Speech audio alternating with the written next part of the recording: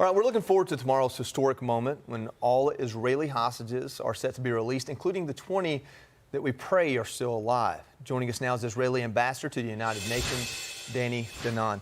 Ambassador, thank you so much for joining us. Thank you for having me, Joy. The interview we just had with Trey, very optimistic. If we wake up tomorrow morning here in the States, or Tuesday morning, and those hostages have been returned and accounted for, what's the next problem on the horizon? What's the next goal for Israel, and what's the next worry to move this forward? First, Joy, everyone in Israel is holding their breath, praying for the release of the hostages. 8 hours from now, we should expect them to come home to reunite with their families. It's a miracle. 2 years after, to get them out of the dungeons of Hamas. So we are grateful for President Trump and for Prime Minister Netanyahu for the leadership and for the soldiers who sacrificed so much to bring us to this moment. But that is the easy part of the agreement, because it's an exchange. You know, we release terrorists. And by the way, look at the difference. We will celebrate citizens who were kidnapped coming home. They will celebrate terrorists who murdered innocent people getting out of jail.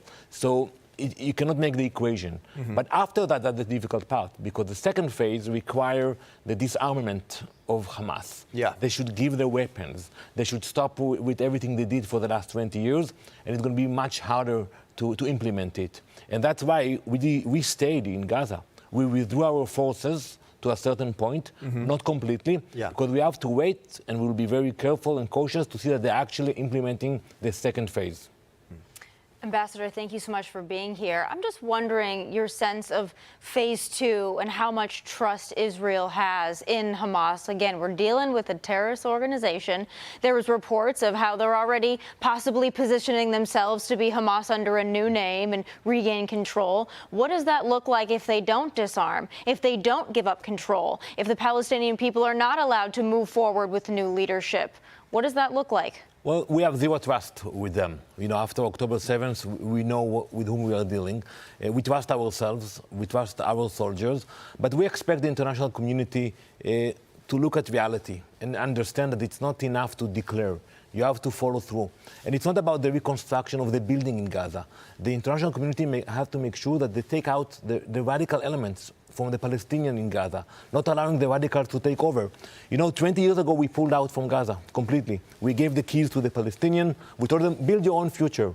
Hamas took over, and since then, they are there. So I think the challenge is to see that the money that comes in now is conditioned in the fact that Hamas is not part of the game anymore. Yeah, Ambassador, obviously the biggest questions are the disarmament and the future governance of the phase 2.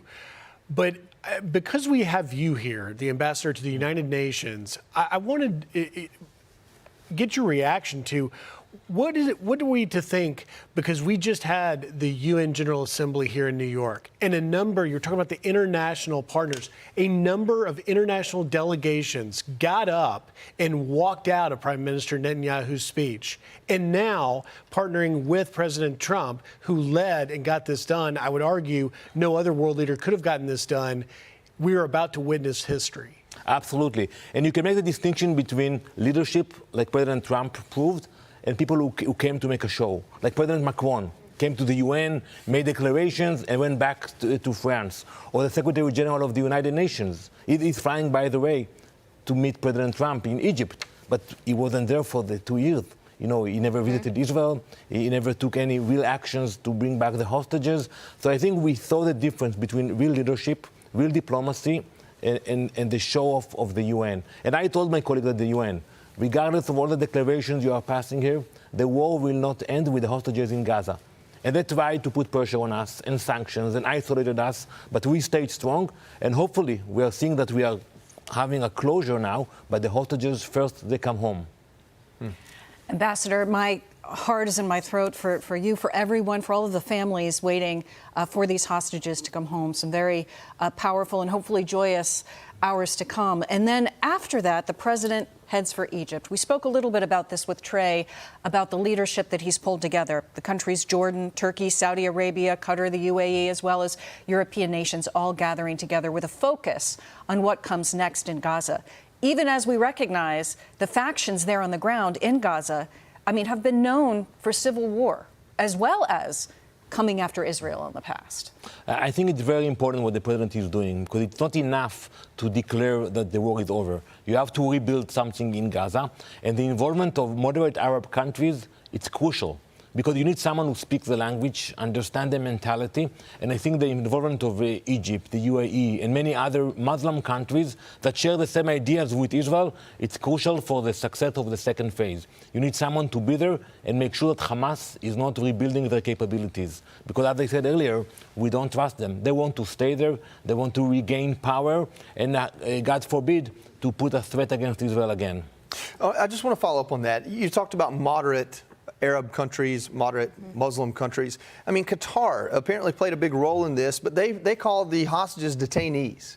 So how much of this is playing the game of publicity and not, I guess, pissing off Hamas more, and how much of it is what they truly believe? I mean, when you have these meetings, and I know you can't say everything, but when you have these meetings with leaders from these countries that seem to almost play both sides of it, how genuine are they in a world where they accept Israel as their neighbor? They should be stronger and braver. They know the truth. They have to face radical Islam in their own countries and in the region. Yes. But they're not doing it publicly. Yeah. And I think they should. They should tell their people what we saw on October 7th was not part of Islam. You know, the barbarism, the atrocities, and I think they should stop playing that game. We have seen it. Some countries stood with Israel, and we are grateful for that. The Abraham Accords, the countries which signed with us, stick to the accords during the war.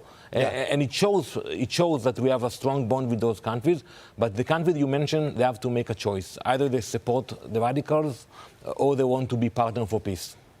Well, I think I speak for the panel and say we all pray we wake up tomorrow morning and those hostages are back and as many as possible are alive and healthy. Amen. Thank you. Ambassador Danny Danon, thank you so much. Thank you very much. Thank you, Mr. We take you now to Joint Base Andrews. President Trump has just arrived there. A very blustery day, as you can see. President holding his own umbrella, and he's going to have a challenge holding on to it. The wind, as you saw in that weather report from Rehoboth Beach, Delaware. Let's listen to the president. It'll be a very special time, and I guess if you read your own papers and your own networks, everybody's very excited about this moment in time. So I'll see you on the plane. I think you're traveling with us, but this is a very special event. They had 500,000 people yesterday and today in Israel, and also the Muslim and Arab countries are all cheering. Everybody's cheering at one time. That's never happened before. Usually if you have one cheering, the other isn't. The other is the opposite. This is the first time everybody is amazed and they're thrilled, and it's an honor to be involved, and we're going to have an amazing time, and it's going to be something that's never happened before. So I'll see you on the plane, and we're going to have a good time. Okay, Peter? Nice to see you. Thank you, everybody. See you in a little while. Thank you, sir. Is the war in Gaza over? A Fox News alert, ecstatic Israelis celebrating President Trump as he heads to the Middle East later today for tomorrow's signing of his historic ceasefire as the remaining hostages are set to finally be released from Hamas terrorists after 2 long years, and as thousands of Palestinians are returning to Gaza. The U.S. deploying CENTCOM troops to help monitor the ceasefire without boots on the ground in Gaza. Fox News senior strategic analyst, retired 4-star General Jack Keane joins me now. General, thank you for taking time this morning. I want to bring to your attention, the Wall Street Journal has just begun reporting this morning that Hamas notified Israel that they do indeed have 20 living hostages. It's the first confirmation we've gotten of that existence, and that they may be prepared to begin releasing them tonight, as early as tonight. Clearly, the ceasefire has been holding. Your thoughts? Yeah, well, sources I know are confirming the same thing, and that's all good news. I mean, it was expected that they'd be able to get the 20 living hostages. Some thought it may take another day to do so, but they've obviously got them. And, you know, the problem is they're spread out over 3 different groups inside of Gaza, not just with Hamas. But the dead hostages certainly may take a little bit longer, although I think they'll release most of them. But I'm suspecting, sources are pretty reliable, that they're still looking for some of them. But nonetheless, this is going to be an epic day, to be sure, that we're going to witness either tonight or early Monday morning. In general, so clearly, phase one does look like it is on track and is going to happen. The difficult work begins with phase two, negotiations set to begin on Tuesday for that. The big questions, of course, about whether or not Hamas is willing to disarm and who will govern Gaza going forward. Yeah, well, certainly that's the challenge here. I mean, phase one, lots of credit to President Trump for sure in bringing us to this point and resetting the whole table. When he became president, he looked at the strategy in dealing with Israel was all wrong, and he gave Netanyahu the green light to attack Hamas and try to finish it because they started it, to attack Hezbollah and decapitate them, and then also gave him the green light to attack Iran, and we delivered the decisive blow. And when Netanyahu said, look, the only way we're going to get the hostages out and remove Hamas as the governing body is I got to go back in there into Gaza City. And he gave him the green light to do that. So here we're using military force to achieve a political objective. And President Trump was 100% behind that. And then that opened up the diplomatic avenues that we've been reporting on for the last 3 days with the other countries in the region, supporting what's right in front of us now, phase one. Phase two, as you indicate, is a real challenge. I mean, Hamas is saying right now that they are not going to disarm. In other words, they're not going to give up their weapons. They'll give up rockets and missiles, but not their weapons. The second thing they're saying is that they want any international body participating in governing Gaza. They only want Palestinians to be involved in that entity. So those are two issues that'll have to be negotiated. Negotiations begin supposedly on Tuesday, and everybody who is looking at this knows this is a difficult challenge ahead. And this is critical because this is the end of war challenge. This is phase one, is hostage release. It's a temporary ceasefire unless it becomes permanent, because there's an end of war strategy, and we haven't got to the end of war yet. So this could actually be a phase, Griff, that could take weeks and actually months to unfold. Now, the multinational force is supposed to get in there and ensure that Hamas disarms, not the Israelis. The Israelis are pulling back to what you've shown, to the yellow line.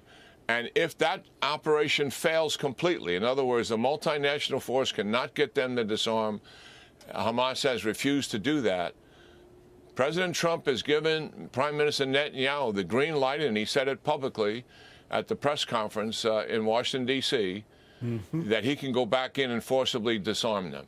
That is also a leverage with Hamas. I mean, understand the leverage that he's had right now. Yeah. They moved 1 million people out of Gaza City over a 3-week operation. They didn't commence military operations until they had all of those people out of there that were willing to go, and Hamas was willing to let go, close to 1 million. Yep. That was quite remarkable. Then they surrounded Hamas. So Israel knows what to do if they have to go back in there again. Obviously, they don't want to do that. No. And pressure needs to be put on Hamas to disarm. We'll see if that operation works. In general, I would say that we are seeing President Trump using maximum pressure indeed. General Jack Key, we've got to leave it there. Thank you for taking time. It's historic things we are watching here. Thank you, sir.